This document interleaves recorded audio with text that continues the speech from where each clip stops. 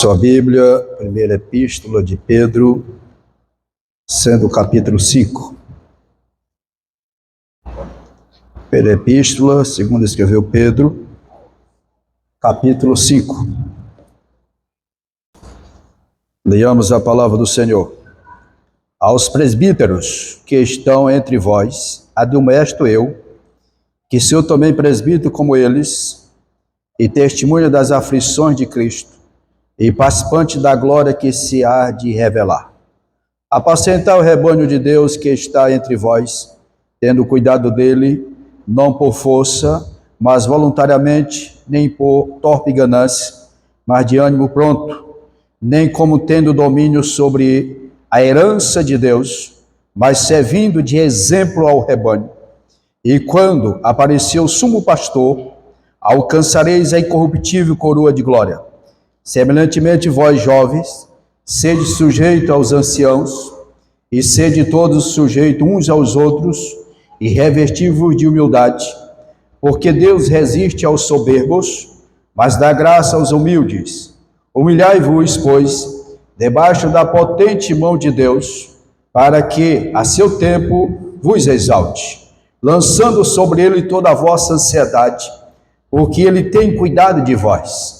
Sede sóbrios, vigiai, porque o diabo, vosso adversário, anda em derredor, bramando como leão, buscando a quem possa tragar, ao qual resiste firme na fé, sabendo que as mesmas aflições se cumprem entre vossos irmãos no mundo. Amém? Podem tomar vossos assentos. Obrigado pela reverência. A leitura da palavra de Deus. Temos lido nesta noite capítulo 5 da primeira carta do apóstolo Pedro. E aqui esse texto, ele fala do relacionamento entre os membros da igreja.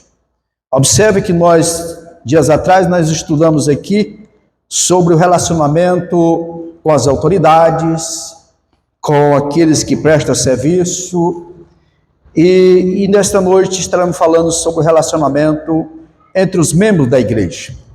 Pedro, ele conclui a sua primeira carta, exortando os vários membros da igreja, especialmente os líderes, pois sabia da importância da liderança no plano de Deus, na sua obra. Observe que terça-feira passada nós falamos sobre o sofrimento que estava enfrentando aqueles irmãos, a perseguição naquela época.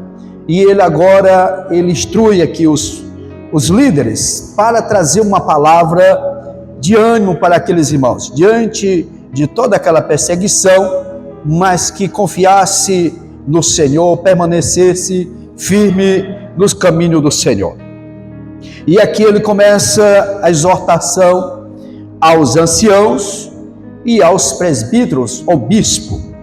Ancião no hebraico é o zaquém, e do grego é presbítero. Era o título de dignidade atribuída a homens de experiência e de idade madura, e que tomava parte na administrações das questões públicas. Observe que começou quando Moisés estava no deserto, e ali com a carga muito pesada, o seu sogro Jetro deu aquele conselho, que ele escolhesse homem para ajudar ali naquele trabalho. E nos dias de Jesus havia as sinagogas, que elas tinham os anciãos que ajudavam na administração. A igreja primitiva, ela copiou esse modelo para ajudar na administração. Nós observamos que a instituição dos diáconos, ela foi bem clara. Lá no Atos dos Apóstolos, capítulo 6, do versículo 1 ao 7, versículo 1 ao 7 foi a instituição dos diáconos. Dos presbíteros não aparece a instituição dele, aparece já ele exercendo as funções. Quando nós olhamos Atos dos Apóstolos, capítulo 11, e o versículo 30, diz o que eles com efeito fizeram, enviando os anciãos, ou a mesma palavra que presbítero, no Novo Testamento é presbíteros, varia de linguagem bíblica, mas é os presbíteros, por mão de Barnabé e de Saulo. Então aqui ele já aparece atuando, já aparece trabalhando, exercendo o seu papel.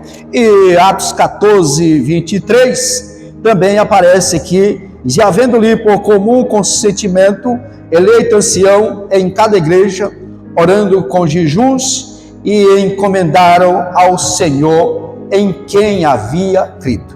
E no concílio, primeiro concílio, capítulo 15, ali aparece ele no versículo 6, falando sobre os anciãos, ou presbítero. Aqui, a instrução era para cooperar no trabalho do Senhor. Foi o que eles fizeram? Foi transportado da sinagoga à igreja. O modelo que cuidava da sinagoga, eles trouxeram para a igreja cristã. Os anciãos eram os administradores da sinagoga. E os que tinham a custódia do prédio e das cópias do livro do Antigo Testamento. Não era a Bíblia, formato como nós temos hoje. A Bíblia veio instalar em formato 1400 para cá, foi que nós tivemos, o Gutenberg foi o primeiro escritor a ter uma Bíblia nesse modelo. Então, além disso, dirigia o louvor e designava ocasionalmente alguém, algum rabi, algum mestre, visitante a ler e explicar as escrituras. Quem guardava as escrituras, a sua responsabilidade era muito grande, pois os pergaminhos, ou papiros, que era na época, por serem raros, representavam verdadeiro tesouro. Então era algo que precisava de um devido cuidado. E eles que cuidavam desse material. E nós vimos em algumas versões que fala a expressão os mais idosos, né? Era normalmente traduzido entre os cristãos pela palavra grega que eu falei, presbítero. Todavia, entre algumas igrejas, puramente gentias, que desconhecia os costumes gentios, que desconhecia os costumes judaicos, melhor dizendo, as expressões mais idosa e presbítero, que significava, via de regra, um homem de idade. Posteriormente, passou alguém que tinha experiência. Não era tanto o fator idade, mas a experiência que passou a somar, daquela época, foi inserindo não tanto pela idade, mas pelo conhecimento, pela capacidade que havia. Para que não houvesse confusão, passaram a usar o termo episcópos, como se fosse um inspetor, alguém um superintendente que visitava o trabalho. Então, para haver essa unidade, a igreja que era formada dos judeus, eles não tinham nenhuma dificuldade em aceitar. Mas os que eram gentios, que se convertiam ao cristianismo, eles passaram para que eles pudessem entender, usar a expressão superintendente, para assim eles entenderem. E o termo bispo era usado também nessa época. É o mesmo sentido de presbítero.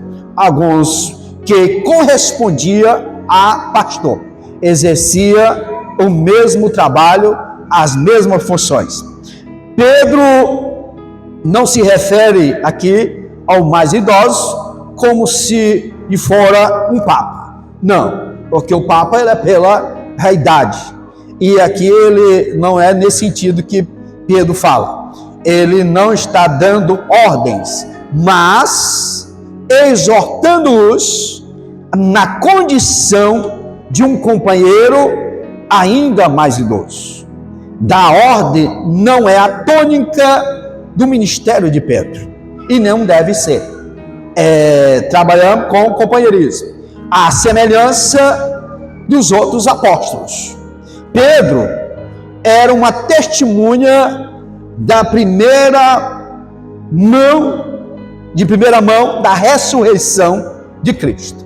Ele estava presente. E João, na sua primeira epístola, capítulo 1 e versículo 1 diz: o que era desde o princípio, o que vimos com os nossos olhos, o que temos contemplado, as nossas mãos tocaram da palavra da vida.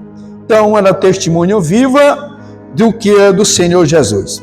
Os presbíteros das igrejas, portanto, eram responsáveis pela continuidade da difusão do evangelho. Observe que os apóstolos foram morrendo, não havia substituto de apóstolos.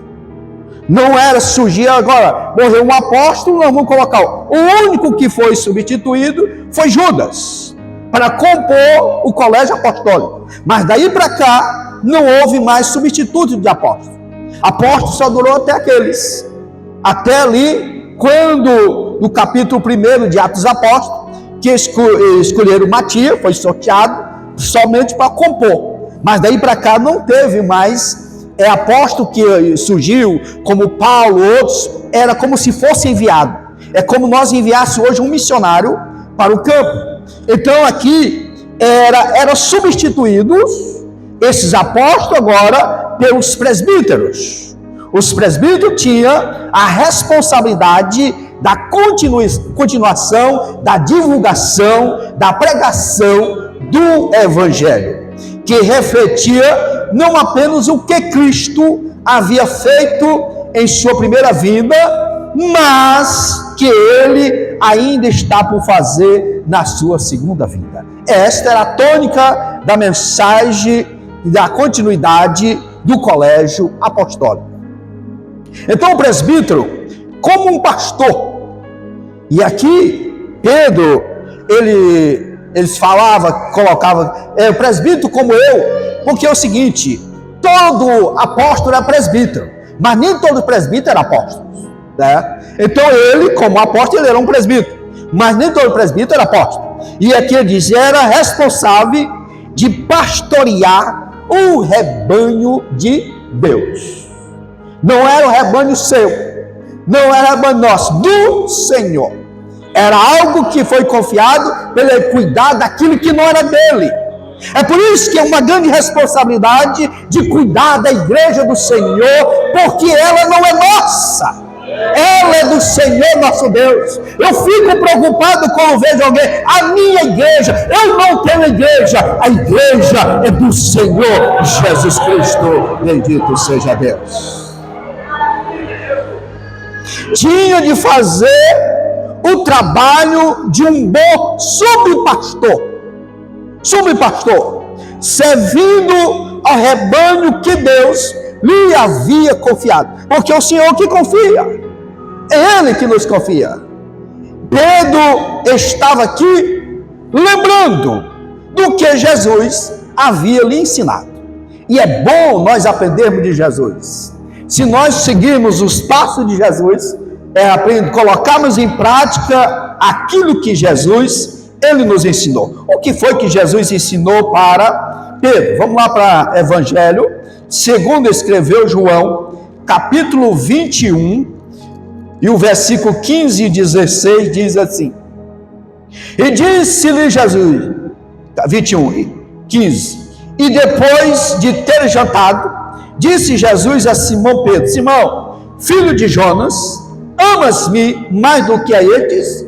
E ele respondeu, diz, sim, Senhor, tu sabes que te amo. E disse-lhe, apacenta os meus cordeiros. Tornando a dizer-lhe segunda vez, Simão, filho de Jonas, amas-me? Disse-lhe, sim, Senhor, tu sabes que te amo. Disse-lhe, apacenta as minhas ovelhas. E o 17, disse-lhe pela terceira vez, Simão, filho de Jonas, amas-me? Simão entristeceu-se por lhe ter dito a terceira vez, amas-me? E disse-lhe, Senhor, tu sabes tudo, e tu sabes que te amo. Jesus disse, apacenta as minhas ovelhas. O papel do pastor é apacentar, não é dividir.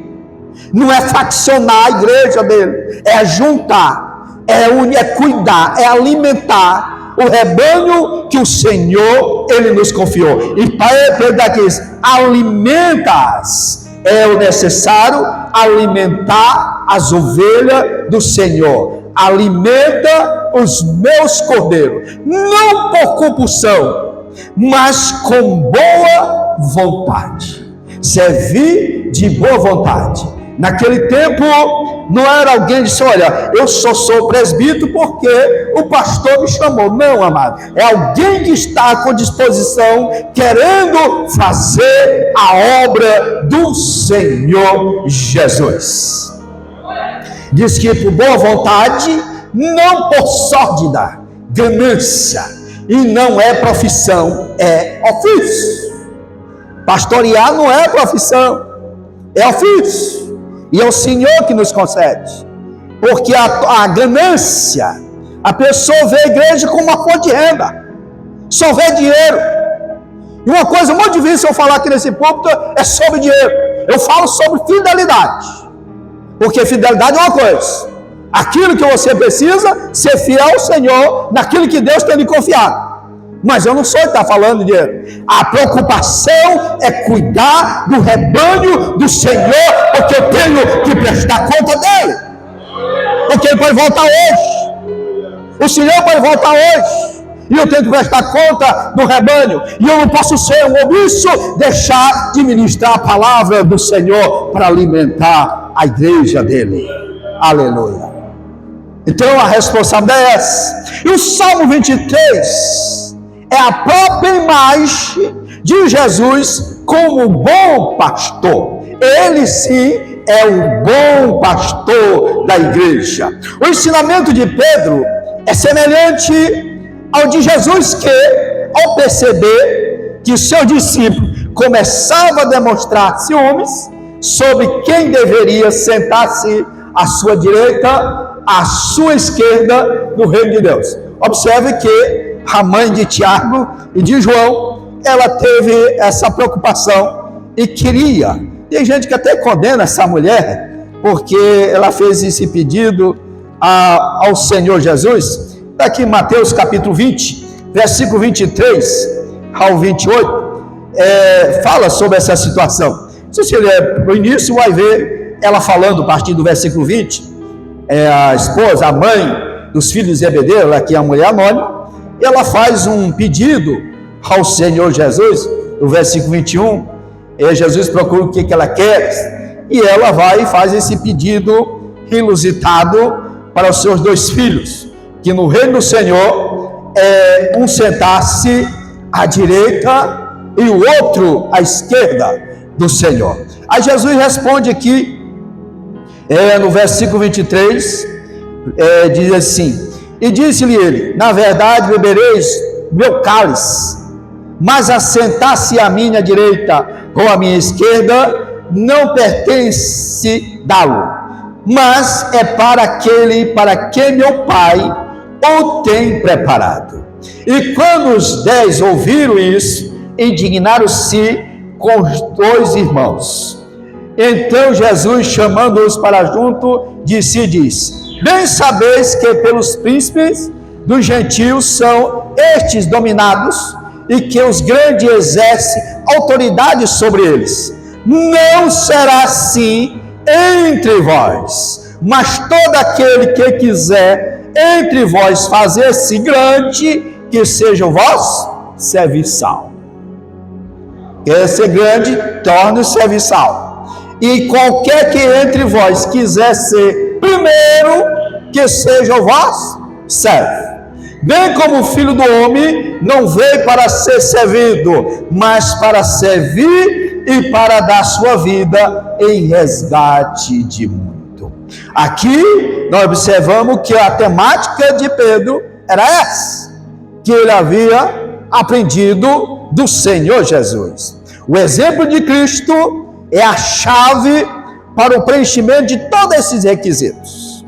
Os pastores que agirem como o Senhor Jesus agiu, pode não receber uma coroa na terra, Mas quando Jesus, o nosso sumo pastor, vier, dar-lhe-ás a recompensa, uma coroa de glória, que é o contrário das coroas postas sobre as cabeças dos atletas, e há de que não durava nada, né? Mas a coroa que o Senhor dá, ela é eternamente. Por que ele fez isso? Comparando com as coroas de louro que recebiam os vencedores das maratonas, das corridas. Ele recebia uma coroa de folhas. E aqui o Senhor está, aqui quem serve ao Senhor, ele vai receber uma coroa eternamente, uma coroa de glória. É por isso, amados, que a recompensa, às vezes, não é tão bom ser reconhecido aqui, mas lá no céu, aleluia, as honras, a glória, ela é boa ser recebida no céu. Mas tem gente que gosta de receber aqui na terra, não tem problema nenhum. Quem gosta de receber na terra, ser reconhecido, ser exaltado, mas o bom é ser reconhecido pelo Senhor Jesus Cristo. O exemplo disso foi quando Mardoqueu, ele estava lá e o rei Assuero descobriu que alguém tinha feito algo por ele e ele não sabia. Aí ele foi honrar Mardoqueu por o feito que ele tinha dado um livramento para ele de morte. Eu quero dizer, uma figura de que aquilo que às vezes o pastor não vê, alguém não vê o que você está fazendo, o Rei dos Reis, ele vê e resiste nos livros das obras. E quando você chega lá, você é recompensado por aquilo que você tem feito em prol do reino de Deus. Aleluia. E aqui fala dos jovens e dos novos convertidos. O que Pedro diz a respeito do serviço humilde e das recompensas do pastor ou dos presbíteros, aplica-se também aos mais jovens, membros da Assembleia. Tem a ver com o modo pelo qual se submetem aos mais idosos, aos anciãos, aos presbíteros, aos pastores, demonstrando submissão em respeito à obediência e amor. Isso não significa, porém, que os oficiais da igreja devem exigir submissão dos mais novos, até porque isso não temos que cobrar. Quando nós damos exemplo, não é necessário cobrar. Ao nosso exemplo já é uma maneira, porque respeito e submissão é uma via de mão dupla. Se respeito e honra ela vem. Não é preciso cobrar, porque às vezes a pessoa só cobra, mas ele não dá exemplo. É uma via só, via única, não, mas é via dupla. Se respeito e honra ela vem também. Porque aquilo que nós queremos que os homens nos façam, façamos primeiro. Nós temos que dar um exemplo. Quando nós tratamos bem, nós estamos dando lugar a alguém também nos tratar bem. E aqui é nesse sentido, se todos demonstrarem o mesmo espírito de submissão entre si, a juventude irá render-se ao amor demonstrado pelos mais maduros, pelos mais idosos, pelos mais experientes, porque ele está vendo isto sendo demonstrado.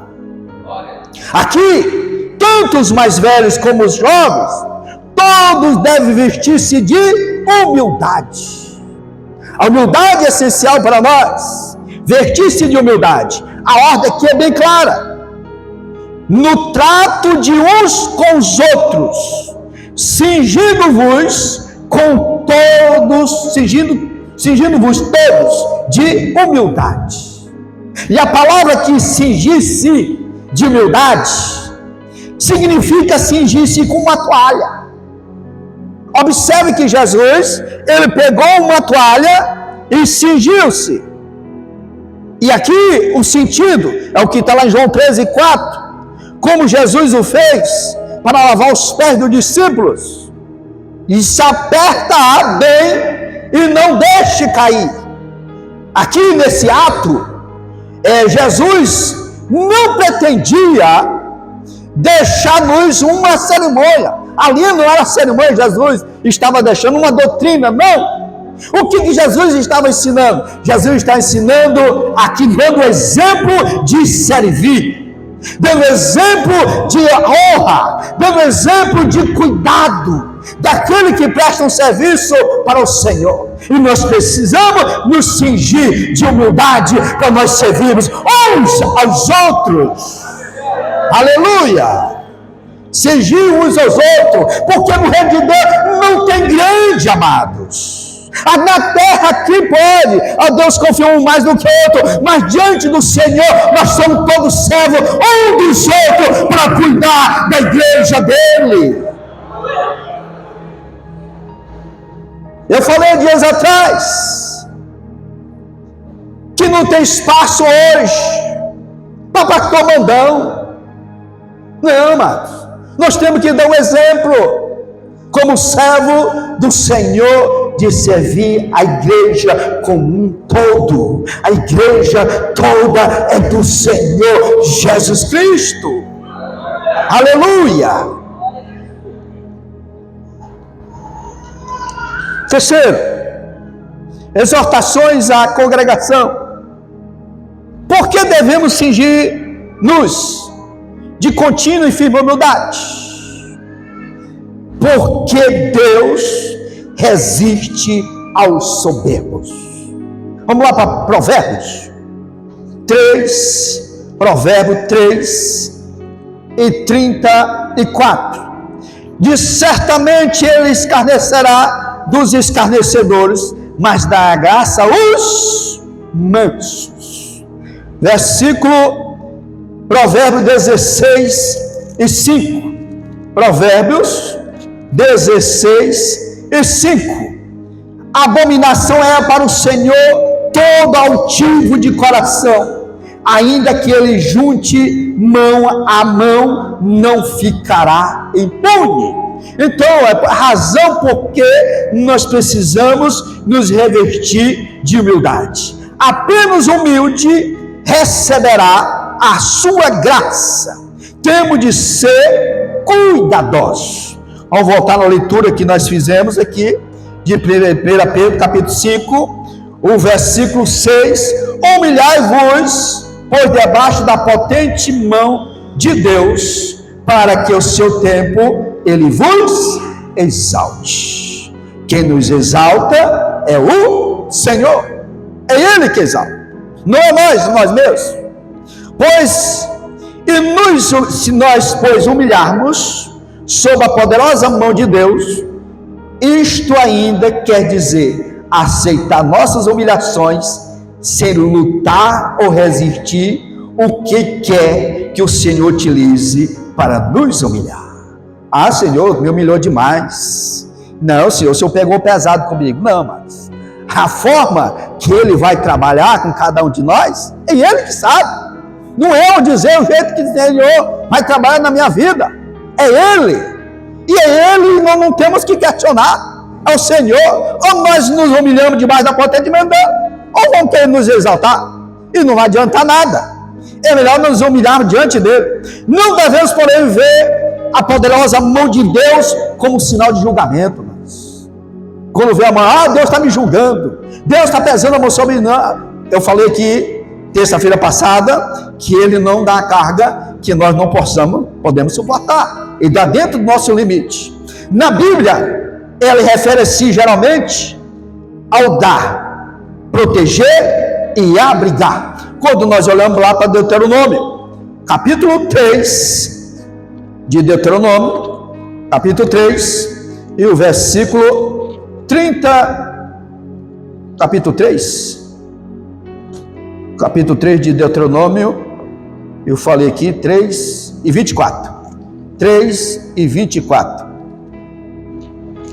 3 e 24 diz assim: o Senhor Jeová já começaste a mostrar ao teu servo a tua grandeza e a tua forte mão, porque que Deus há no céu e na terra que possa fazer segundo as tuas obras e segundo a tua fortaleça. Aqui, essa oração de Moisés ao entrar, que ele pretendia entrar em Canaã, como ele não entrou, mas ele fez essa oração, reconhecendo que o poder de Deus, e quando Deus ele estende a mão, é no sentido de dar, de proteger e de abrigar. E às vezes a pessoa imagina simplesmente como um julgamento, e nem sempre é.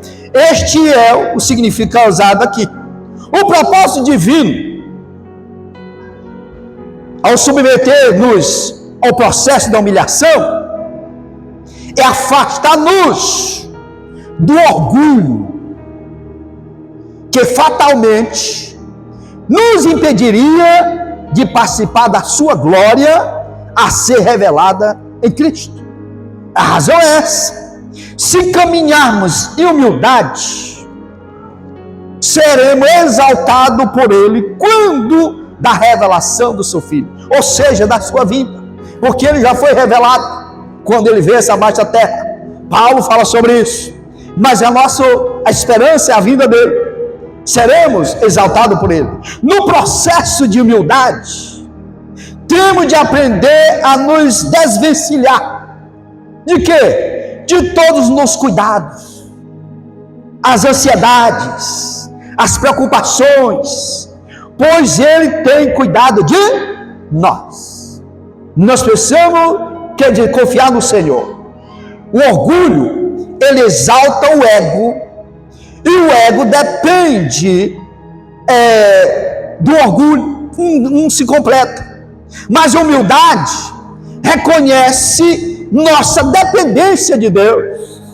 A humildade reconhece a nossa dependência do Senhor, é a nossa confiança nele.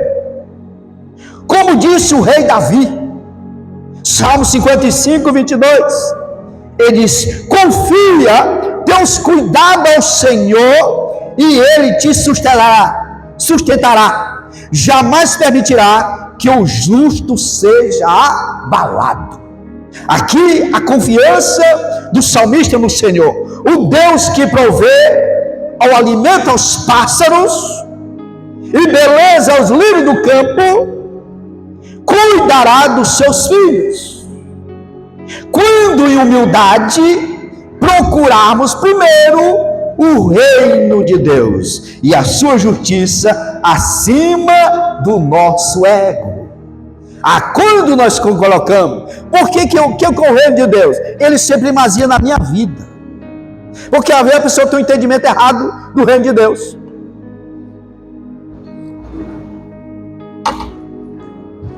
A pessoa tem um entendimento do reino de Deus, que eu tenho que largar tudo e lá abandonar tudo. Não, daqui vamos fazer obra. Não é nesse sentido que o Senhor está falando.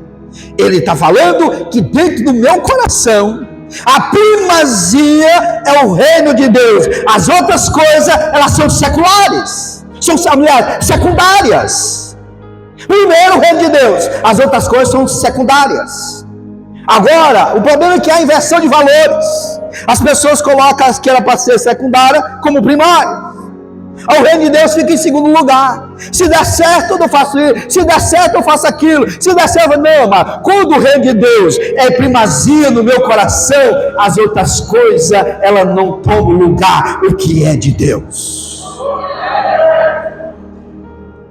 Pode ser difícil reconhecer que Jesus continua a ser o bom pastor, por causa do imediatismo, que às vezes as pessoas querem as coisas prontas, mas o bom pastor, vamos ver que diz João, capítulo 10, e o versículo 11 e o 13, 11 diz assim: eu sou o bom pastor, e o bom pastor dá vida para as suas ovelhas. O 13, ora, o mercenário foge, porque é mercenário, e não tem cuidado das ovelhas. Então o bom pastor, ele tem o cuidado das suas ovelhas. Mas sabemos que ele nos conhece e também as nossas necessidades.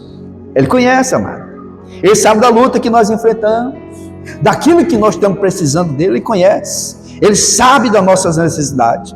Agora lembremos-nos de que o orgulho e o ego estão por trás da maioria das nossas necessidades e preocupações. Infelizmente, as vidas estão por trás.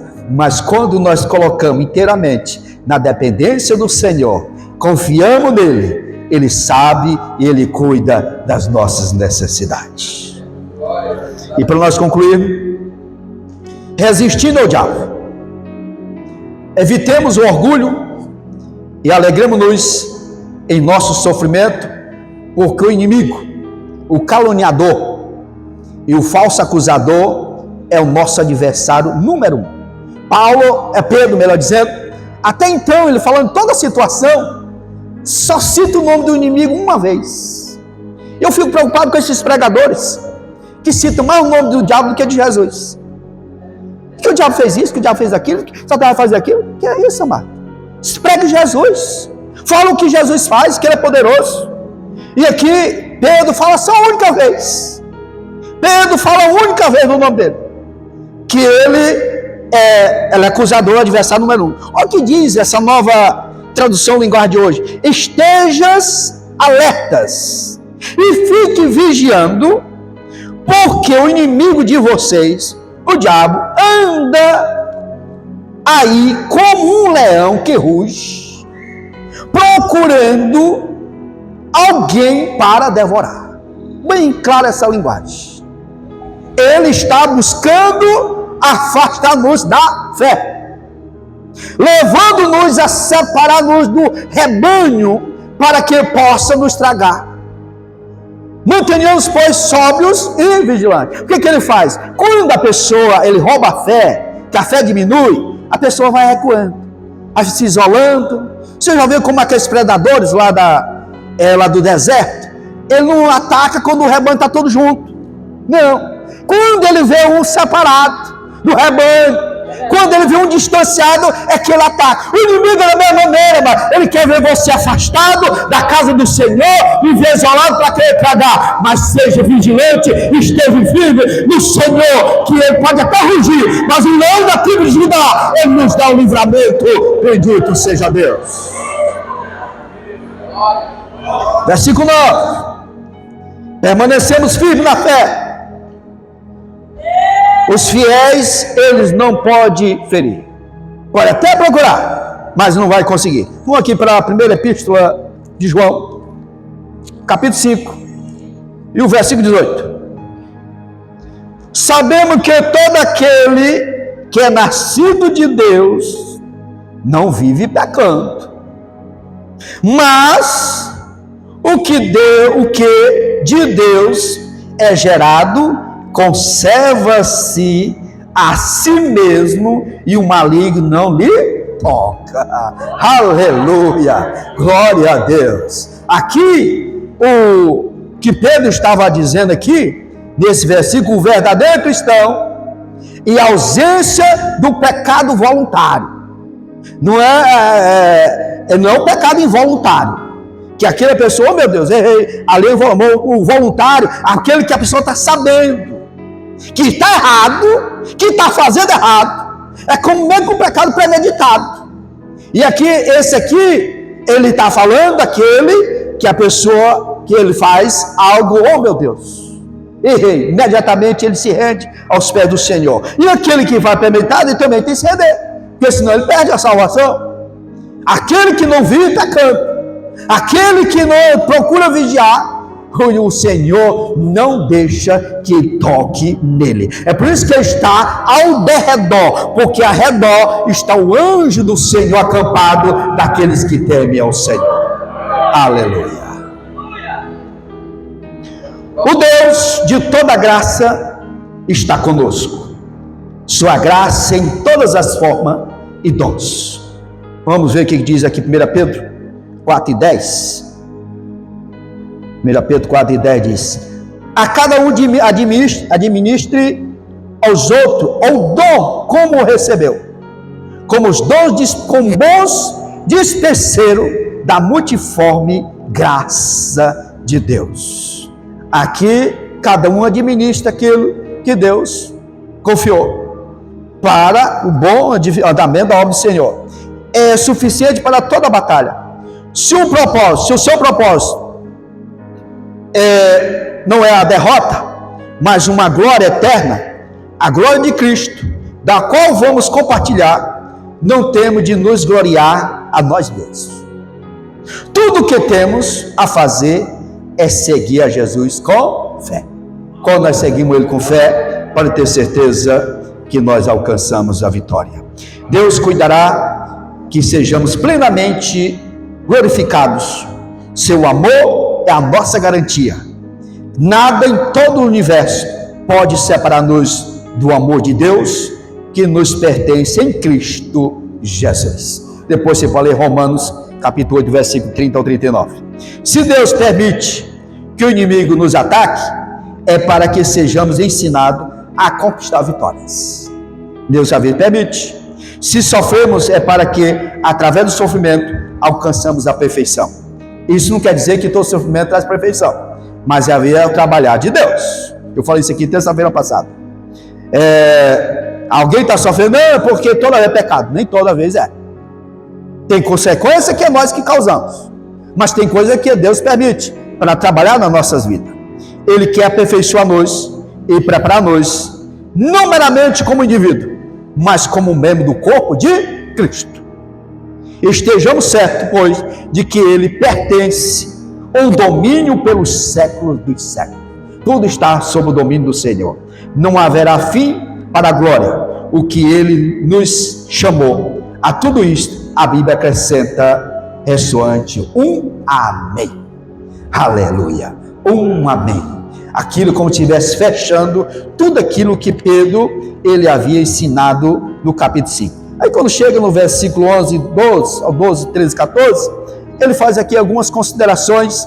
Companheiro, eu ministrei isso aqui na reunião de ministério sobre a gratidão de Paulo com os seus obreiros, e Pedro ele faz isso, reconhecendo os companheiros que tiveram com ele no seu ministério. Então o capítulo 5 de Pedro, ele nos encerra nos exortando para um bom relacionamento entre nós. Amém, meus amados? Que Deus em Cristo nos abençoe e continue falando aos nossos corações.